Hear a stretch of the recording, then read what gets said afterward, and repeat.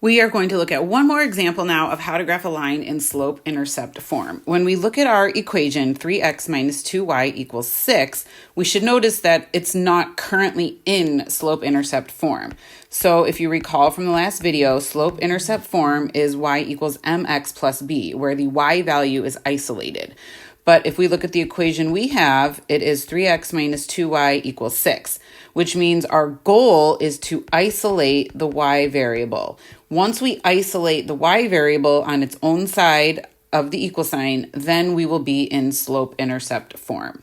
So in order to isolate that y value, the first thing we need to do is subtract the term 3x from both sides of the equation. When we subtract the term 3x from both sides, the left side, we will only have the negative 2y remaining. Now, on the right side, we have the constant value 6, and now we have the variable term negative 3x. Those are not like terms. We cannot combine them. We, to make it easier on ourselves, want to write the x term as the first term. So I'm going to start with negative 3x, and then since the 6 is positive, it becomes negative 3x plus 6. Now, that y variable is almost isolated. All I have to do now is divide everything in the equation by negative 2, and then that will leave me with 1y, or just y, and then that will equal positive 3 halves x. So I can't simplify that fraction any further other than dividing out the negatives, because a negative divided by a negative becomes a positive fraction. So 3 halves x, and then I'm going to add 6 divided by negative 2, which turns into negative 3 or minus 3. So now I can see that I'm in slope-intercept form, and I can identify the slope of 3 halves. That's the m value.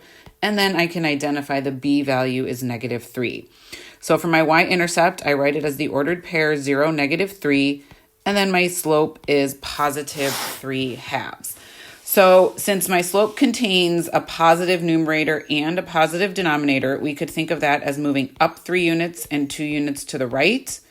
But remember, there's always two directions or two different choices for directions you can travel.